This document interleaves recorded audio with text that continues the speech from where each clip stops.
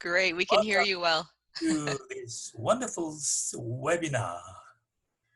My name is Daniel Kim once again. I teach at Korean Translation and Interpretation College. I studied law. I came from Yonsei University, where Horace Allen founded a school back in Korea.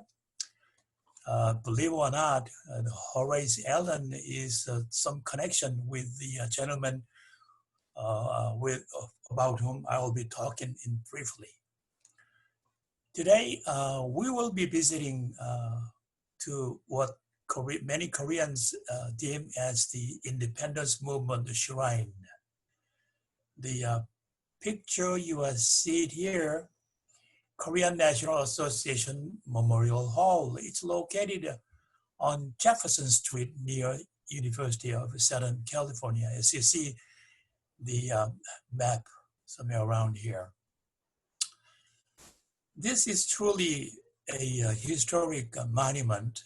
Many people are visiting this building. The hanging board in the center is the Korean National Association written in Chinese characters, written from right to left. Korean National Association. That is, believe it or not, unique, one and only, original, made by Tosan An Chang-ho. Not even the Korean Independence Movement Hall in Korea do not have it.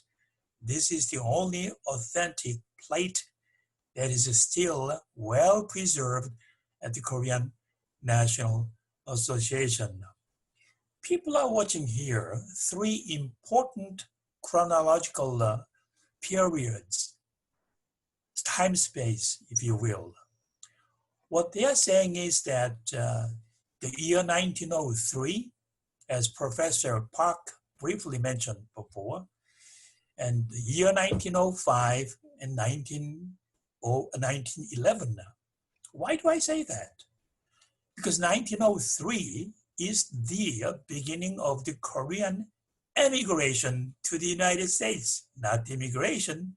Oh, by the way, this is the entrance to the Korean National Association building. So once you enter this Korean Memorial Hall, you will see to your left of the Korean national flag and the Star-Spangled Banner. Oh boy, this is me. I was talking with the Ralph An, who is the only surviving son of Tosan An Chang-ho. He's above 90 years old, but his health is, as a horse, really strong and probably healthier than I am. This is the program once called Endless Challenge in Korea, probably the most popular program 2 or 3 years ago. So I'm translating what Mr. Ralph Mann was talking about. His dad. There we go. There is a handsome guy standing below that the hanging board with the Star-Spangled Banner and the Korean national flag. As I'm talking about, here you see the year 1905 to your right, but there is a 1903. That's the beginning of the Korean emigration to the United States. For your study record, 1903 is the year you probably want to remember. Because by then, about 56 Korean ships traveled to the United States and carrying more than 7,091 Koreans. Now, the picture you are seeing over here is the when Tosan An Chang-ho, when he was working in Riverside as an orange picker, he always remembered and told Korean farmers that do not be jealous, do not be envious, be benevolent, be generous. Always you are the children of Korea. Be proud of Korean children. And when you pick even one piece of orange, always remember for the independence of Korean independence movement. He was such a well well-known and prominent Korean patriot. About him, I translated a book about a year ago. It took me about a year. And hopefully, when you visit Korean National Association, you will probably purchase the copy. I don't know the price of it, probably $2 or $3 or $4 a copy. It'll be very helpful to understand the Korean culture and Korean independence movement. This is the book. Once again, if you visit the Korean Independence Movement Hall, the copy is available. Here, Mr. Tosan An Chang-ho telling the Koreans, when you work hard, only you gotta work for the cause of Korean independence movement. Be proud as a Korean descendants. So he's talking about the dignity and pride of the Korean descendants to the Koreans.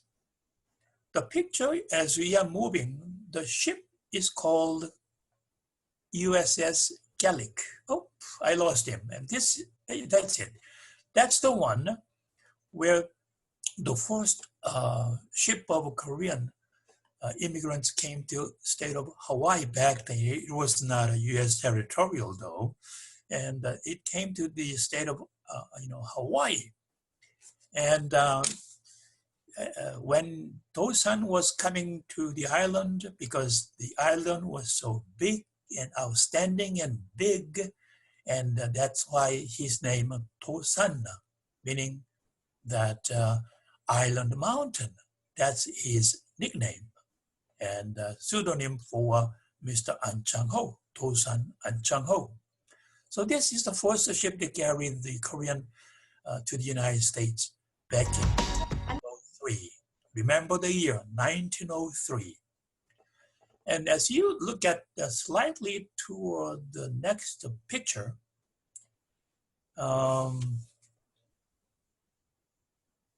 this is Mr. An Chang-ho.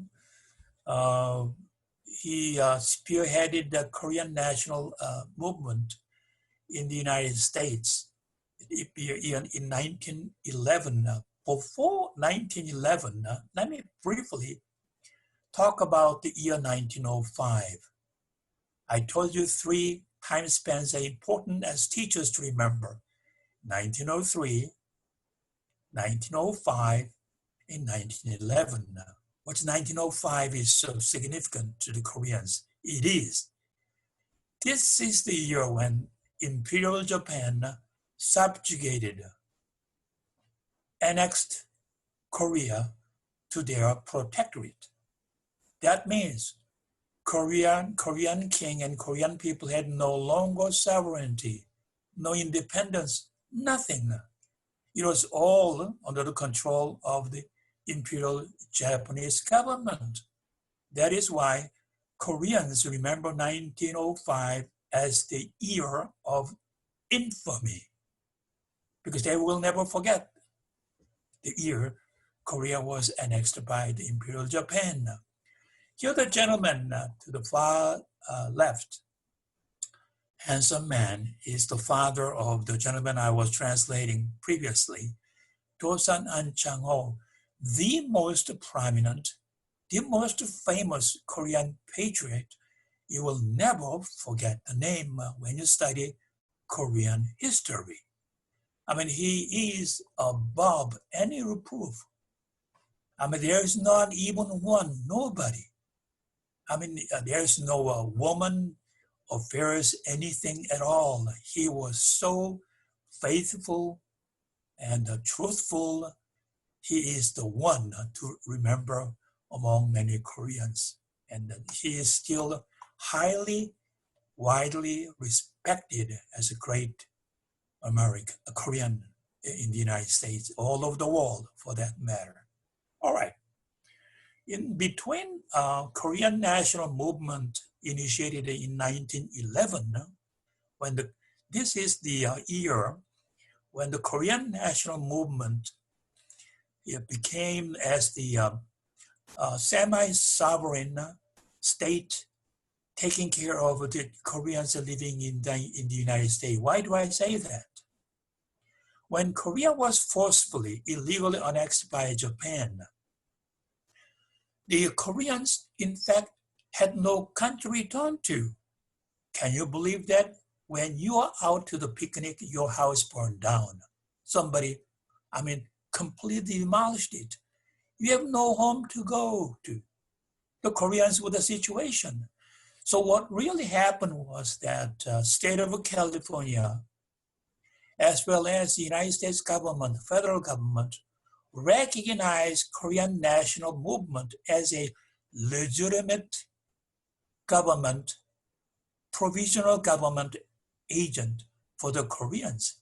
Obviously, Japanese not happy about it because when there is a dispute, for example, between the Korean farmers and the owners, usually Japanese government try to interrupt and intervene the benefits or interests of the Koreans. And Koreans said, wait a minute, we are not Japanese, we are the Koreans. Bug off. That's what, in fact, the Koreans said. So, to make a long story short, the federal government in the state of California recognized Korean National Association work as a go-between for the Korean people. That is why the Korean National Association played a significant role. Let's move on slightly to your left, if you don't mind. And when you enter from first room, when you enter the Korean National Association building to your left, the second room you will enter, let me see, there's slightly to the left. Do you want me to keep going in the video or go backwards Yes, so we can see yes, please. Thank you, Jenny. Yes, go on. Oh, go on, okay. Take a short break and there we go. For the left, for the left. Here we go. This military uniform gentleman is Park Yong-man. In this room, you will see the three aspects of the goals or the methods of achieving the Korean national independence movement. They thought, hey, we gotta do it by military force, by raising the armies and all other armed forces. Park Yong-man, in fact, he is the first runner of the Korean Air Force up in Willowfields in California. And number two, they thought instead of military forces, we have to educate the Koreans. Education was emphasized by Mr. Tosan An-chang-ho. The third method they aimed at was diplomacy. Education is all right, military force is all right. However, we must utilize diplomacy to achieve the Korean independence movement. I will talk about that briefly a little later. So from this room, you will see the military training exercise by this gentleman, General Park Yong-man. Let's move on to slightly to the left. Move on to the right. Oh, here is the fantastic printing machine. Then all of a sudden, what's the idea of the printing machine? Let me briefly. This gigantic, humongous printing machine imported from England. But lo and behold, the print typesetting machines, all the characters are in English letters, not the Koreans. So what happened was that the gentleman, in fact, he is a Methodist minister, David Lee up in Northern California, invented Korean types, which you see somewhere around here. And this is really beginning of the new era for the publications. They used to print manually 1 or 2, while 10 to maximum of 50 or 100 per pages. But with the invention of these printing machines and Korean typesettings, they print in large volumes and they distribute it all over the world, literally. Because KNA has offices not only in the United States, but in Mexico and China, and they disseminate this information to those people who were waiting for the news of the Korean people around the world, particularly in the cause of the Korean independence movement.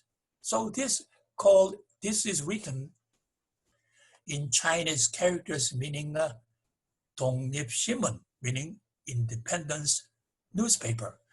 The little banknote in the middle of this is the bond or the receipt they received from the people. Can you believe that? They were the farm workers. They were not the wealthy class of the people back then. However, they contributed. They donated a lot of money for the cause of the Korean independence movement. One thing I want to share with you is that even quarter, 25 cents, even nickel, 5 cents receipt were all given to who donated them. So it was the classic case of the transparency back then. Nobody defrauded, nobody stole any money whatsoever. It was so clean, and that history, the tradition is still ringing the bell for so many people until now. Let's move on to the next room slowly, and we move on to the next step. All right, these are okay, this is the last room where the gentleman see the center, one was, okay, let's start there. The gentleman, two gentlemen shaking head is the one back in, what was that, in 1993, let me look at the correct year when this has happened. It was 1908. The date was March 23rd, when American diplomat came to San Francisco to have his vacation, and his name was Durham White Stevens. To Americans, Stevens is an ordinary U.S. diplomat. In fact, he was a missionary, originally traveled to Japan, but he changed his mind from Christian missionary. He became an employee of the Japanese Foreign Ministry. What happened was that Stevens not only was the agent diplomat for the Japanese Foreign Ministry, but also he was the Korean King Kojong. So he was a dual capacities to act as the foreign consultant. To make a long story short, what really made Koreans angry was that Stevens, every time he goes around, he was a big mouth for the Japanese government, saying that Koreans are unfit to govern themselves. Korean king is so incompetent, he cannot even read it. Lastly, but not least, therefore, Koreans are not fit to be liberated. I mean, Koreans were dumbfounded. But the word spread that Stevens was visiting California, San Francisco, and they knew that he's going to be staying at the Fairmont Hotel.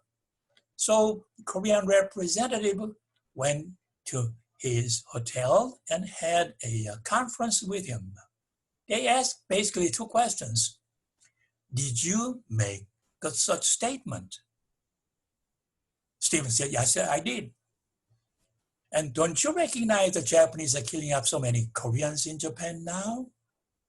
That really made the Koreans real angry. His response was that, hey, you ignorant rascals, you've been away from Korea too long a time. You do not know how Japan is benefiting Koreans and Korean industry. That really made those representatives angry. So he asked them, they asked him whether or not he can respect the word. He said, no, bug off, get lost. All right, little hassle, but fist fight. But next day, when Stevens was trying to leave the hotel and at the San Francisco, they once again, Mr. Chang and Mr. John, I don't want to give you full name because you don't remember, only Chang and John approached him. Mr. John fired him with his pistol, but it misfired. So with his pistol, they scuffled. At that time, another gentleman, Mr. Chang, J-A-N-G, shot 2 shots. One hit Stevens and the other Mr. John. Well, to make a long story short, quickly. Right, sorry, on 1 minute warning. All right, so what happened was that Mr. Stevens unfortunately died. It depends from which angles you're looking at. From Americans' eyes, my God, Koreans, characters are killing diplomat. So could be villains. But in the eyes of the Korean, these two gentlemen are the national heroes. That really ignited Korean independence movement again. So that was a really historic moment.